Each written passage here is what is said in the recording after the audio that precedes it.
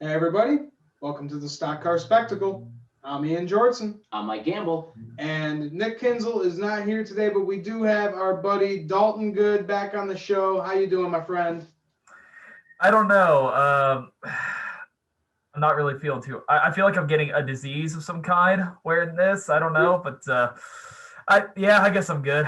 You're looking fresh, my friend. You're looking fresh. I don't Dalton, think I so. was gonna ask, you getting some kind of like rash or disease or something on your chest there? What's going on? I feel like I'm getting AIDS. Oh my Jesus God! Christ. God, he's swinging already right out of the All boot. righty. Yeah, everybody remember this is Dalton Good, so hide your children when you are watching this episode. So,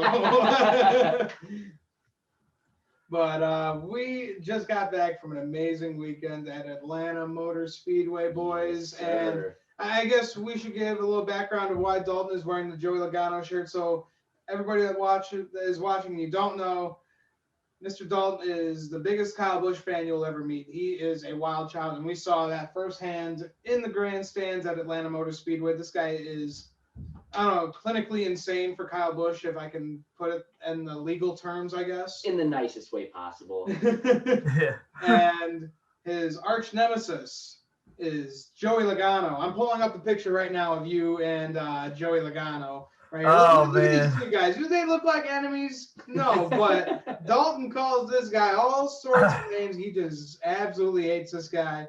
So Nick, our co-host who's not here today, and Mr. Dalton had a little bags tournament or cornhole, however you want to call it. Yep. And Mr. Dalton lost 21-5, if I do remember that correctly. Yeah, it was a massacre. And so Nick won. So the bet was if Nick wins, Mr. Dalton has to wear a Joey Logano shirt, and if he lost, Nick had to wear a Kyle Busch shirt. But look at what is happening right here. Yeah, the proof is right in front of us. Poor Dalton got to wear his Joey Logano shirt. Let's just say I just feel sorry for Nick after what happened in the Xfinity race, which we'll talk about later. Yeah. Ooh. Yeah. Little sympathy L for him. Is that what you're insinuating here, Dalton? Okay, look, total honesty, I feel bad for the kid. I really, really do.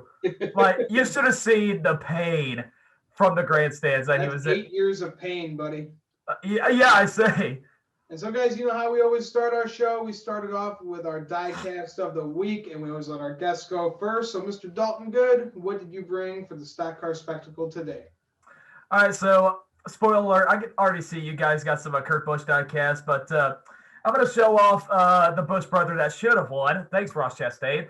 I'm going to bring out Kyle Busch's 2008 Interstate Batteries diecast from the Car Tomorrow days. This is my favorite Interstate Battery scheme of all time. I wish they would have never changed this. I hated that green zebra. That white one wasn't too bad. I did like that. And these green lightning one that we're racing right now is actually really cool. It kind of does remind me of this back here, but yeah. Oh, yeah. Interstate Batteries is the scheme for this weekend in New Hampshire, so I just thought I'd bring this bad boy out. That's awesome, man. And yeah, I agree with you. That's my favorite Kyle Busch Interstate Batteries paint scheme. My favorite Interstate Batteries paint scheme is the old Bobby Labonte black and green. The black and green was dope, but the Lightning Interstate Batteries 18 is pretty nasty. Yeah. I'm a pretty big fan of that too. So say what you want about Kyle, but he does have some good looking race cars. So, all right. Well, as you guys may know, I'm technically still homeless. They're working on my apartment, so I don't have access to my diecast collection. So for at least for the next couple of weeks, I will be borrowing from the collection of Ian, being a gentleman helping me out here. So luckily enough, you know, he did have a Kurt Busch diecast I could borrow. This is the Kentucky win, which, as you guys remember, was another Kyle 1-2, another hell of a battle. Dalton, sorry about you on that one too, pal. Yeah. Yeah. I was there, but it was an entertaining race at least. At least Logano didn't win because he was about to. Yeah, that's true. That's true. I forgot about that. So great win. I remember we had a pretty legendary night that night as well. So yeah, that was a fun one. Always like the monster cars too. That's one of my favorite schemes in all of NASCAR. So happy to borrow this one for the next couple hours on the show. All righty. And so for my diecast of the week, you know, in celebration of Kurt Busch's win at Atlanta Motor Speedway, I thought I would bring out his gear wrench paint scheme. Same one where he won at Atlanta. And it was just incredible to actually see Kurt Busch win in person. It was just so cool and just such a beautiful paint scheme. Oh yeah, absolutely. Great looking car. That race win diecast would be so sweet. Can't wait for that to come out. And Dalton, you even said, like, before the race even started, man, he's running that gear wrench scheme. That's pretty bad luck. That's like the Hunt Brothers paint scheme for Kevin Harvick. So glad to see that he actually had some good luck this weekend with it. Yeah, I was about to say that Kurt Busch did have like bad luck in that gear wrench scheme all the time, but yeah, I guess he finally broke. That's kind of like a Kyle Busch's pedigree scheme or Kevin Harvick's Hunt Brothers scheme. So yeah, I honestly didn't think he was gonna win or run good because of that gear wrench scheme, but he pulled it off. So mad respect. Absolutely. And also, is that the first win for gear wrench in anybody? I'm assuming it is. I believe so. Yeah. It is, yeah. I heard Kurt talking a couple podcasts this weekend. He kind of confirmed that's their first win in NASCAR. So pretty sweet to see that live. Yeah, so. Absolutely. All right, so let's talk a little bit about our experience at Atlanta Motor Speedway. It was our first time being at the track. We got to see you, Dalton, for the first time. We got to see our really good buddy Dakota Rutledge as well. And it was just a good time seeing you in person, buddy. After all this time. Yeah, I've been waiting for the day I finally get to see y'all in person. This was probably the only good opportunity I was ever going to get.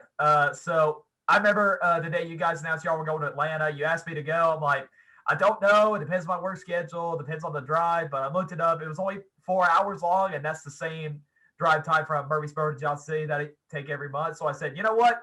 Why don't you guys buy a ticket for me, and I'll head down there. And so I had to work Friday after going to the emergency room on Thursday just to make up time. I didn't want to look bad, just take it off Friday and then missing work on Monday as well. So went to work for a little bit Friday, drove all the way down there. You guys kind of helped me get to Atlanta Motor Speedway. And then the day I finally met y'all was such a great moment. We got to hang out Friday night, just chill out, talk for a little bit before we went to bed. Mike, thank you for hooking up my tent, by the way. Buddy. So, yeah, that was probably the best moment of the trip, is finally getting to see you guys in person, man. Yeah, it was just an incredible weekend from start to beginning as far as I'm concerned. I would go as far as to say my favorite race weekend I've had as a NASCAR fan. Obviously, Dalton, get to spend the weekend with you, I thought was awesome. We've had our little group chat and everything for about the last year and a half or so, and it's been a blast. But really getting to meet you in person was a lot of fun. Really kind of learn as a guy what you're all about and what you're like in real life. Same thing with our buddy Dakota. Dakota, I know you're going to be watching this. Just want to say thanks again for all the hospitality.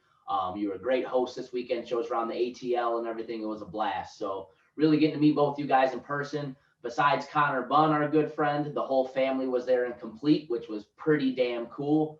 One hell of a weekend. I don't know about you guys, but I was just overly impressed with the facilities there. I thought the track was gorgeous. Inside and out. The hospitality from everybody there was out of this world. Just, if you guys haven't been, anybody watching, you get the opportunity. We'll get into the repave business and all that a little later, but just an A1 experience at Atlanta Motor Speedway. Could not recommend attending a race there enough. Oh, yeah. I mean, such a great time. A lot of fan experience going on. You had Daniel Hemrick and I think Brandon Brown. They were running the simulators with fans. We got to see Daniel Hemrick. We even got the hot passes too, so we got to see a bunch of drivers. I actually got to talk with Kevin Harvick for about 5-10 minutes, which was pretty cool. Got a picture with him and then just hung around there, and I got a picture with Kyle Busch. He actually smiled this time. He actually smiled, and I was proud of him. So respect points have gone up for Kyle. Cool thing too with the weekend, I think everybody got to meet their driver. I got a photo with Blaney, got to chat with Blaney for a little bit. You met Harvick. He gave you like 5 minutes of, hey, man, what's going on time, which was awesome. Nick didn't get Dibby, but he did get Daniel Hemrick, and they got to chat a little bit. He remembered his dad falling off the ladder at Chicagoland. All our listeners that have been watching for a little while remember that story. Dalton got to meet Rowdy, got his photo. Yes, sir.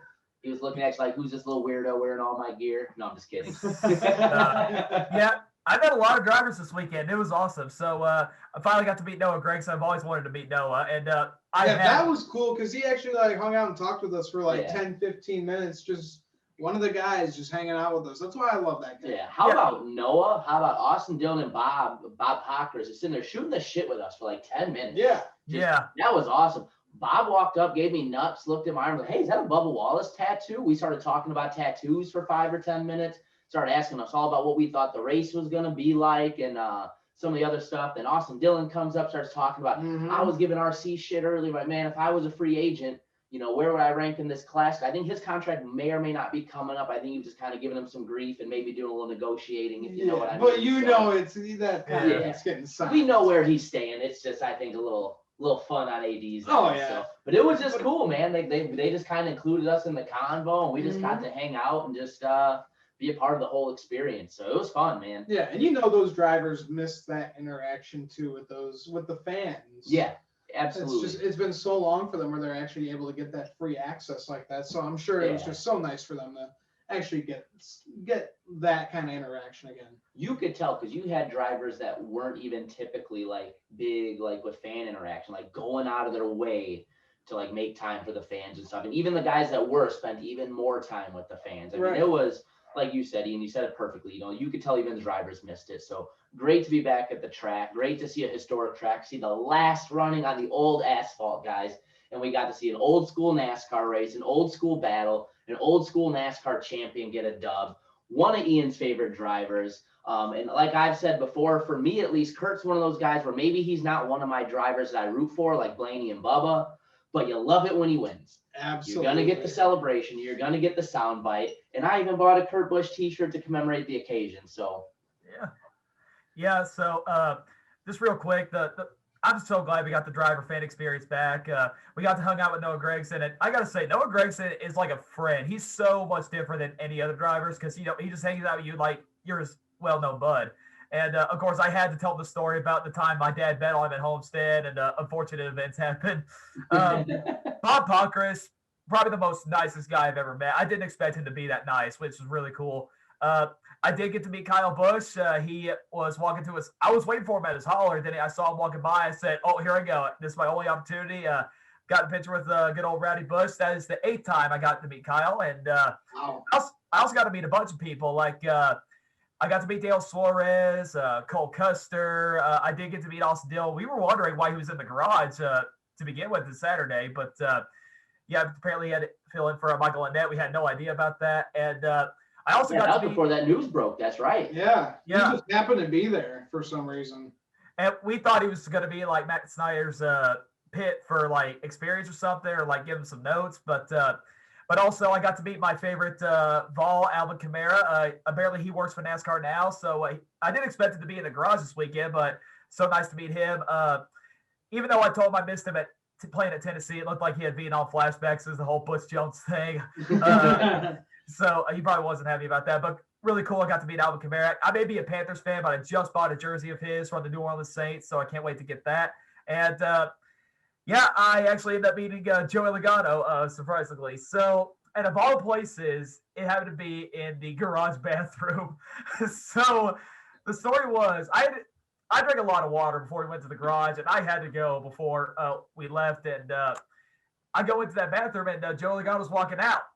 So I said, you know what? Screw it. Joey, let's bury the hatchet. Can we get a picture? And he leaned in for one, and we went our separate ways. So, all seriousness, Joey Logano, he's a nice guy off the track. And as a matter of fact, he hasn't done anything to piss me off this season. So I guess that's a little good boy treat that I gave him. So, yeah, got to meet Joey Logano as well.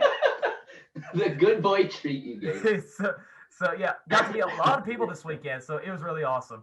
A1 experience. You don't get that in any other sport anywhere.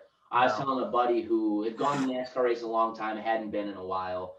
It's like, think about it, because we're from Chicago, obviously big Cubs fans. I was like, think of it as like you get to sit in the dugout during batting practice and hang out with the guys as they're in between shagging balls and playing catch and warm. You don't go get that in baseball. You can't hang out on the court or whatever while the guys are shooting around for an NBA game or whatever. Mm-hmm. It's like the only sport you get any kind of experience like that is NASCAR, and it's second to none. Absolutely incredible. Yep, so that's why I love it, and just such a great time with everyone. Like Mike said, that was my favorite NASCAR race weekend that I have ever experienced.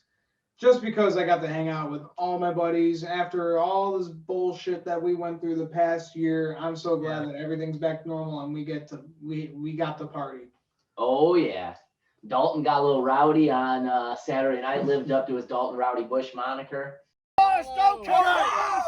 Kyle Busch, win number 102. Daniel Hambrick. And you got the shower. Hell yeah! In rare form. And the insult. That's the boy. Let's go. That's the boy. Hey. Let's go. I got you, baby. Yeah. I let the little kind of marked my territory on top of my trunk of my car pretty much is all I'm gonna say. It's been raining and those footprints still haven't washed up. So and also it does smell like smeared off in Bush Apple. So I hope I don't get pulled over, but yeah. I swear officers from a week ago. It's coated on my car, on my Corolla. Yeah, I got to bring that Eagle mask with me, do some little partying, maybe a little bit too much smeared off than I needed to, but oh man, Saturday night, what a night. Hey, what I tell you, you're hanging with the big boys Saturday night. You know how we go out on a Saturday night at the racetrack. You got to experience it, and you know what? You held your own, big dog. You took a ride on the gravy train, boy. Yeah. And can I get a Oh man, that's great. That was a legendary weekend, boys. I'm so glad we all got to spend it together. Yeah, I miss it. I miss it already. The most depressing part was separating after we ate at Waffle House on Monday morning. What up? This is Dalton Good 18 reporting live from a Waffle House parking lot in wherever the hell, Georgia. But this is the last time we get to see each other before we head off our separate ways. Gonna miss you, buddy. Yeah, fam will be incomplete again. Hey, Nick, I hate you for the Logano shirt, but I hate you for the Hamrick shit, but we cool. fair enough. So, yeah, thank you guys for tuning in all weekend. A weekend to remember. So, we'll see you at the next one. Oh yeah, until next time, baby. From the Stock Car Spec Gain, peace out. Let's go. We got to do this again sometime soon. I'm already having withdrawals. Well, hey, like I said, at the very least, I got the green to go for Daytona. So we got that one in the works for next season. See what I could do by maybe sneaking one more in this year. But again, I am getting married next year, so Right. gotta watch what we spend too much. Yeah. And We'll see what we can do. Maybe we can sneak something in somewhere that's kind of on the way or something. So, Yeah. well, I need to go back to Daytona. I need revenge from my horrible 2020 trip. So I got to see a full. I got to see a full Daytona 500. I don't care what happens to Kyle Busch. I just need to see all 200 laps of the Daytona 500. absolutely. I'll kid. be there with So, you, brother. All right. All right, guys. So before we get into the show, make sure you check out our merchandise, all designed by our good buddy Dalton Good over here. We got hats, shirts, sweatshirts, anything that you need. Just click the link below and grab some Stock Car Spectacle merch that Hey, Dalton is there it holding right is. now. Yeah. I mean, come on. Who wouldn't want this? Man, it's my artwork on it, and it feels comfortable. Please go get them right now. The hats are really, really, really dope. I really enjoy mine. I wear Yeah. mine all the time, and I'm not plugging that because it's your hat or our hat. It's just a great hat all the way around. It's So, plain and simple, and yeah, I love it. Yep. Also, the shirts are very, very comfy. Some advice: if y'all buy the shirts, I suggest not drying it because that paint fades pretty fast. So if you just leave it out to dry after you wash it, don't put it in the dryer. It'll last a lot longer. So, but yeah, those shirts are really nice as well. Oh yeah. Oh, for sure, buddy. For sure. All right, guys. So let's get into our race review here. Let's talk about the truck series. All I gotta say is just stop racing on dirt at this point. That Yeah. was probably the most embarrassing NASCAR race I've ever seen in my life, and we didn't even see the whole thing. Yeah, like you said, Ian, we didn't see it. I went back and actually watched a lot of it because I took vacation this week.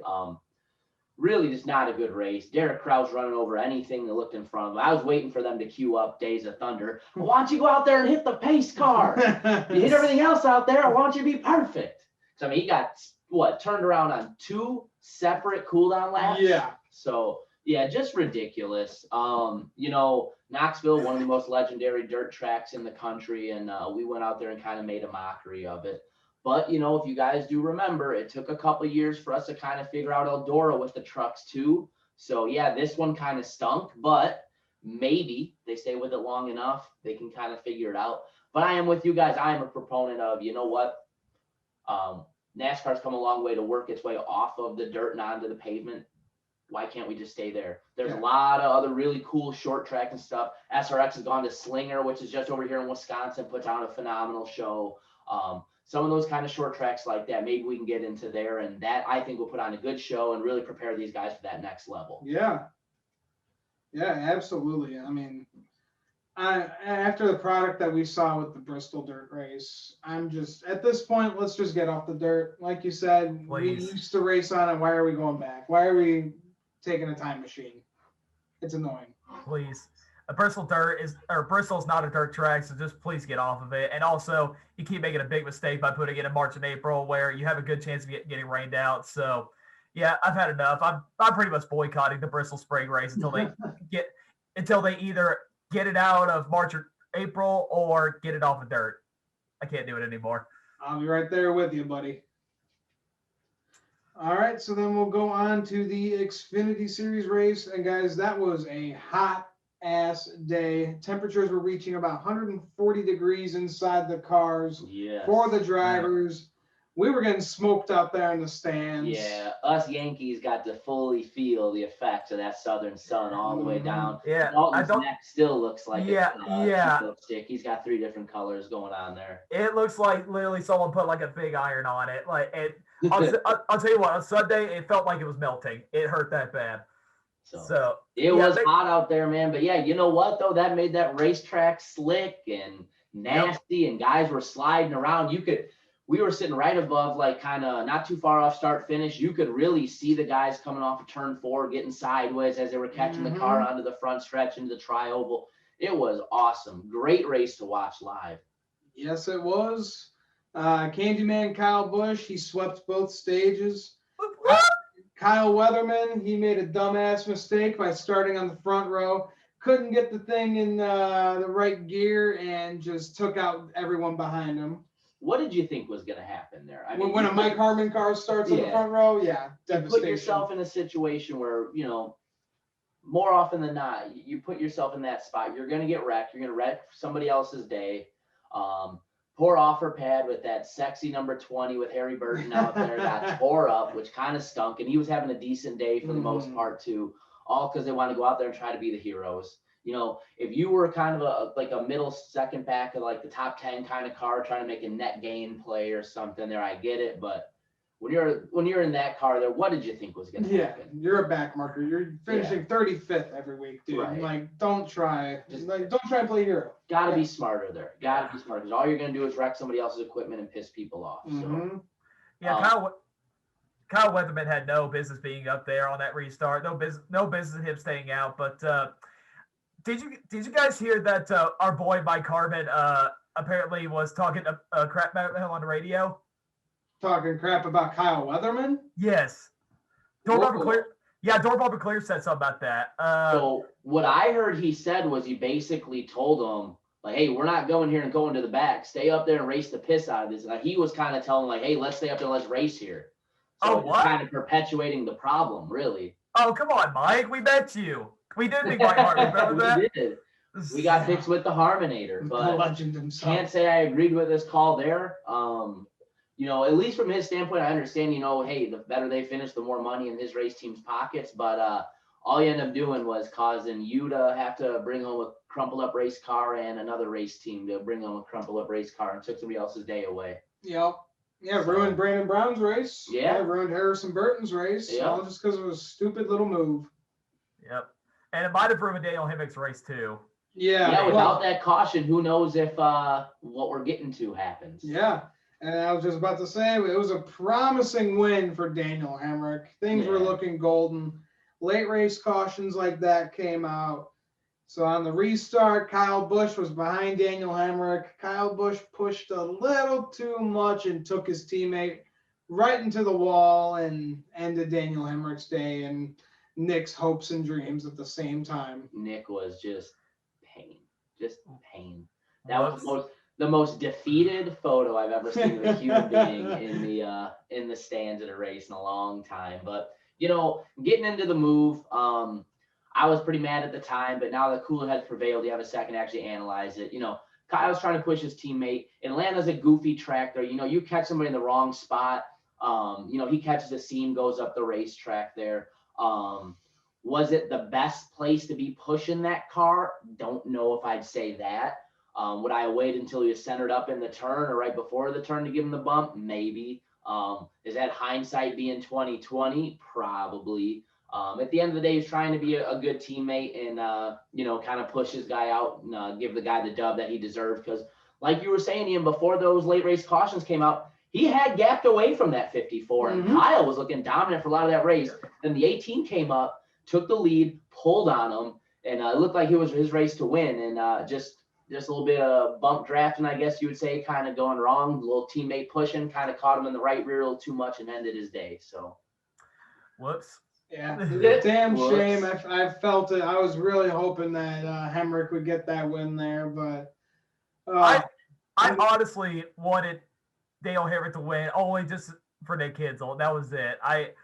That party Saturday night would have been even better if Hemrick would have pulled it off, and I thought he was going to. And to be honest with you, I mean, I wanted Kyle to win, don't get me wrong, but if I wanted Kyle to lose, I wanted it to be a Dale Hemrick. I mean, Kyle Busch has done enough in the Xfinity Series. He's won enough. I would have been satisfied with 101. I mean, Dale Hemrick does deserve it more. I will say that, but I really hate that happened. I felt so bad for Nick.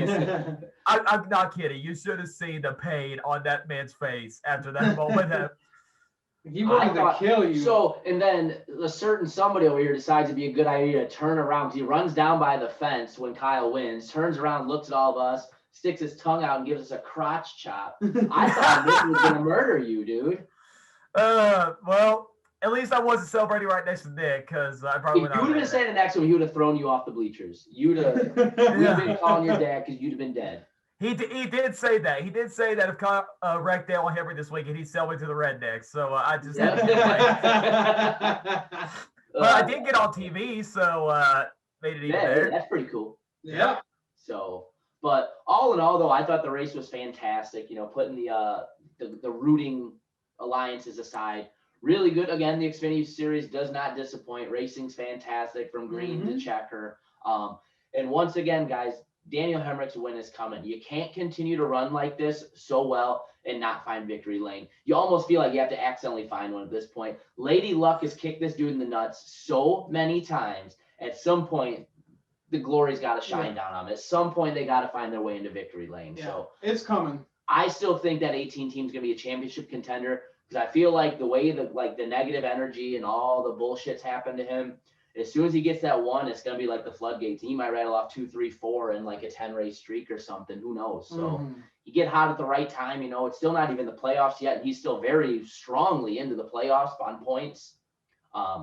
He starts catching victory lane. That's going to be a tough team to beat, guys. Yeah. No, I think it's coming really soon. We've seen him pull off a bunch of these second place finishes, bunch of top 5s, bunch of top 10s.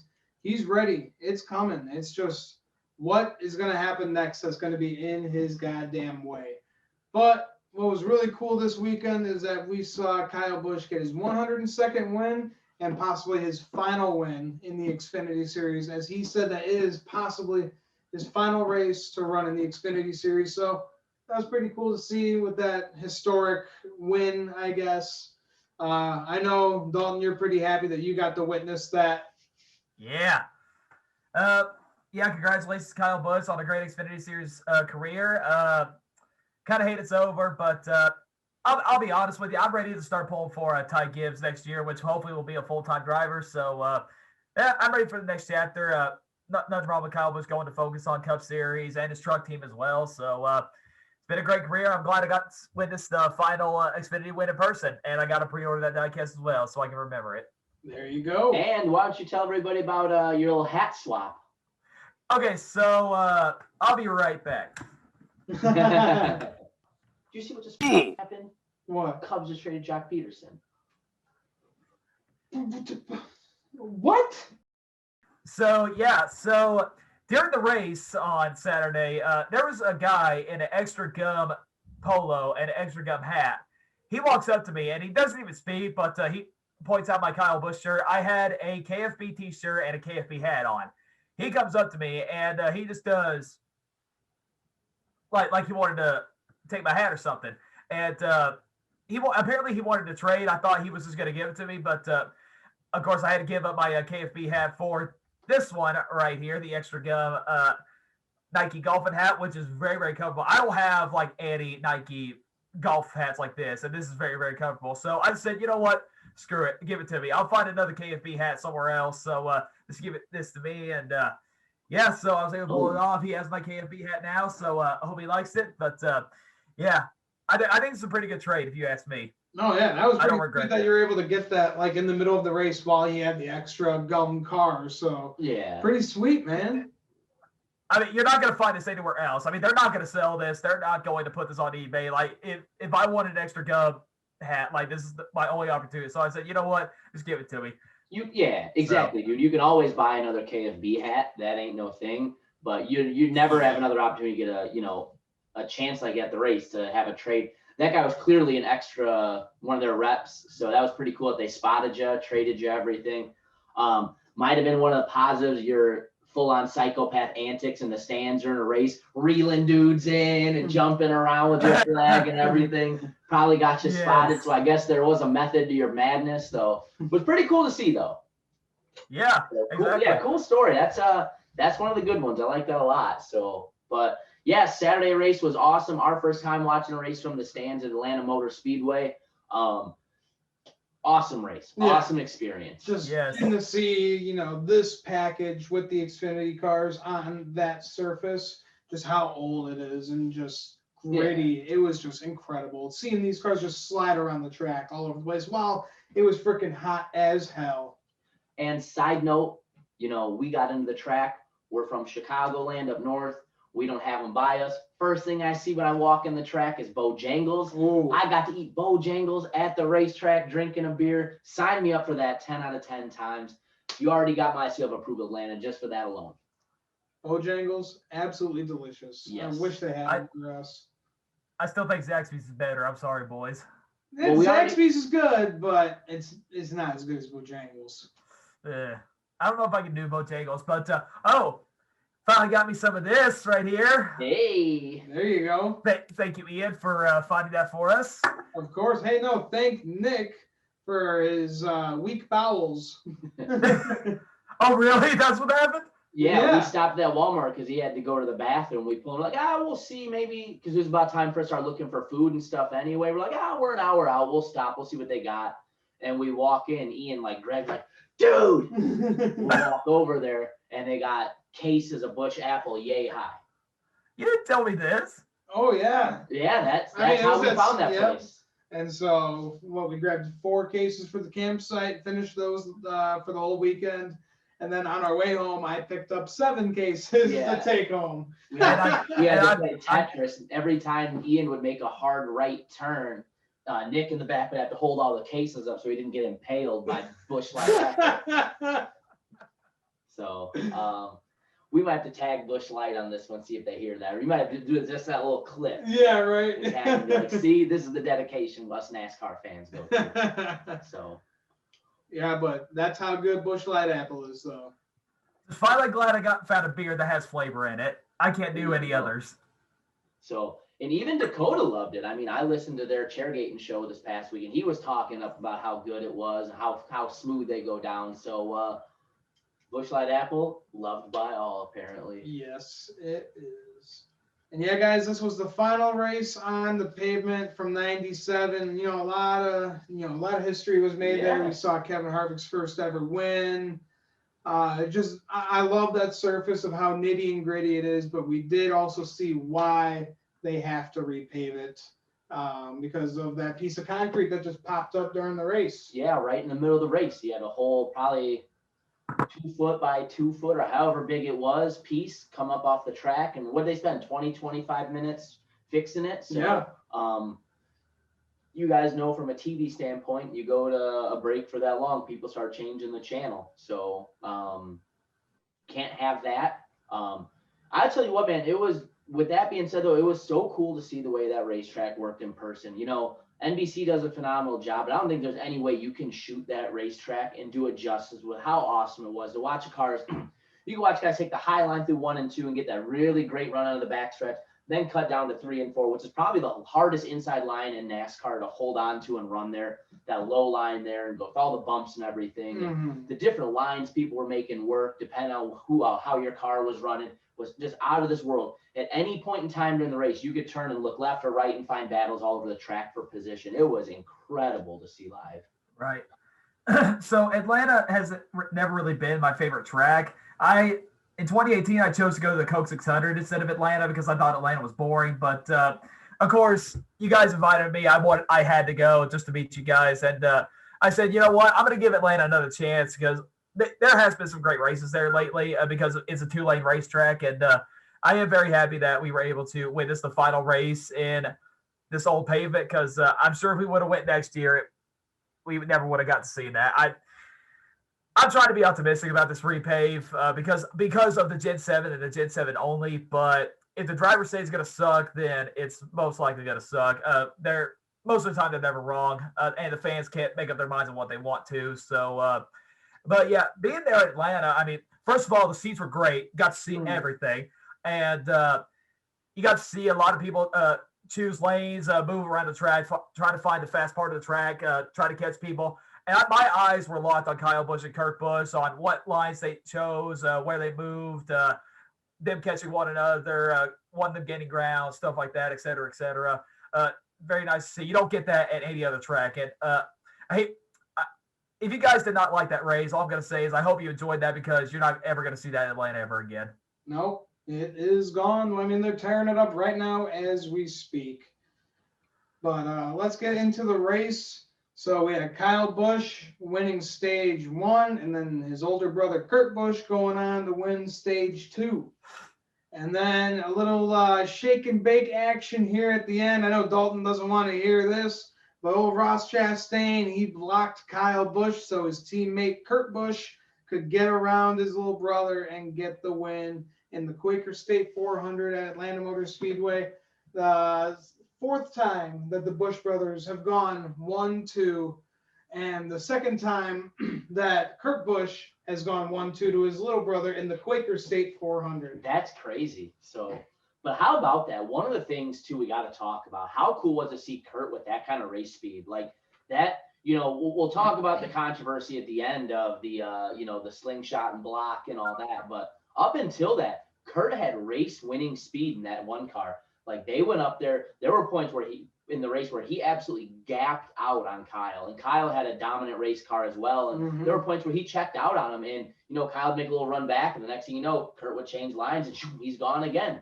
So really, really cool. They've been having a kind of a sneaky good year. Now he's into the playoffs, locked in with the dub.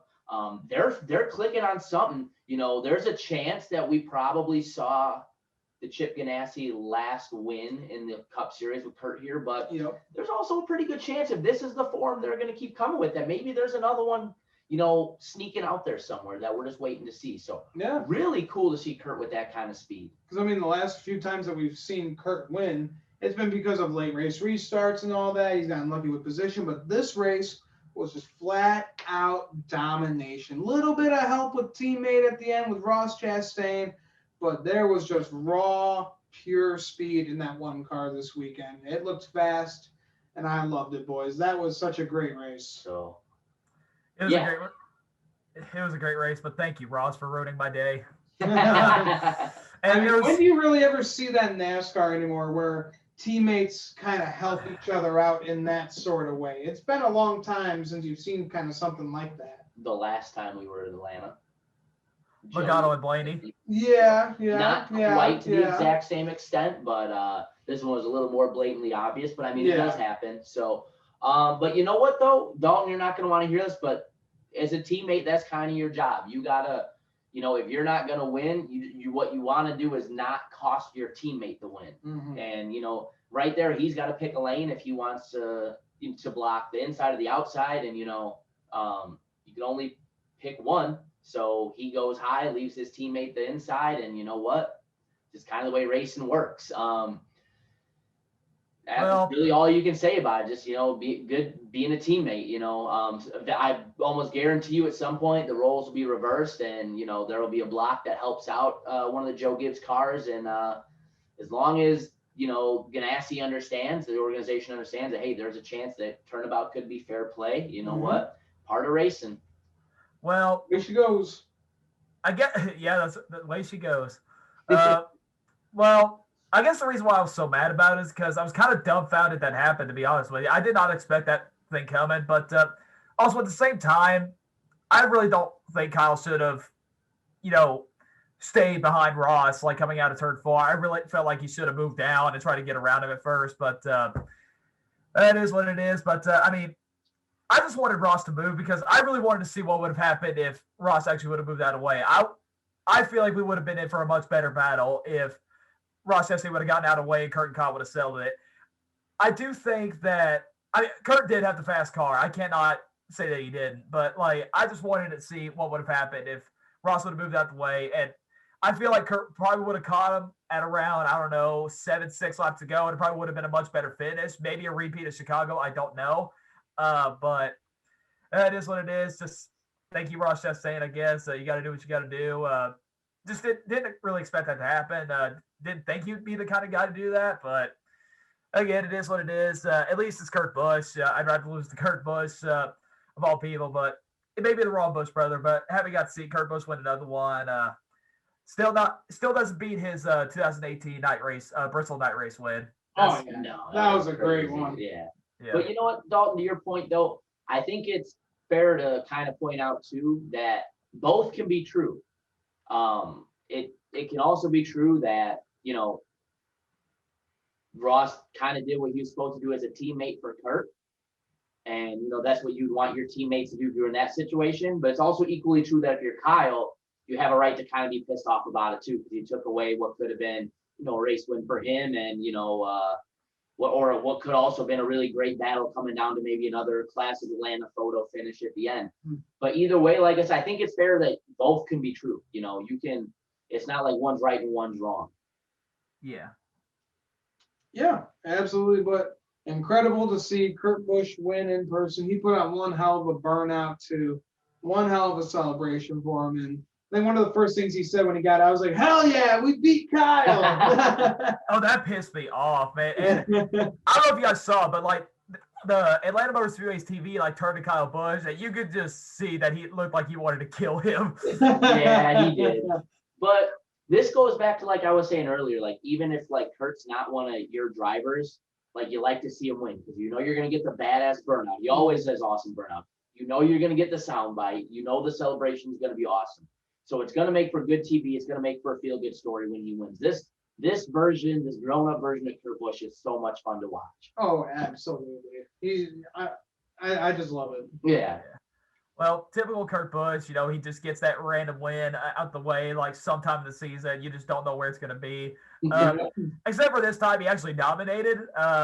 Usually his other wins are by surprise or by good pit strategy or good pit calls. But no, he went out there and dominated. But I completely forgot he has ran good at Atlanta before. I remember, I told you, Ian, 2009, 2010, he dominated this place. He was so untouchable. Oh, yeah. But right after that, you never seen him at Atlanta ever since. But kind of brought back those 2009 Atlanta vibes where he just dominated the whole race, took it home. But yeah, good to see him back. Good to see him back. But overall, despite what happened, great race. Again, you're not going to see this at Atlanta next year, so you had to enjoy it. Oh yeah. Like I said earlier in the show, it was badass old school NASCAR battle with two future Hall of Famers. Badass old school racetrack. Old school NASCAR driver gets the dub. I mean, what more could you wanted there? Absolutely. All right, everybody. Well, that will do it for our race review. We will be moving on to our race preview. All right, guys. So now let's get into our New Hampshire preview. And guys, past few years, New Hampshire has put on one hell of a show. It went from being one of the sleeper tracks to one of the most exciting that we're looking forward to every year. So let's get into it. We got the Xfinity Series first. Trucks are off this week. For the Xfinity Series, a little bit of a strange name. Bear with me here. It's the Am Better Get Vaccinated 200. Yeah. All right. Yeah. I guess. It's a 211-mile race. Stages 1 and 2 are 45 laps each, and the final stage is 110 for a total of 200 laps.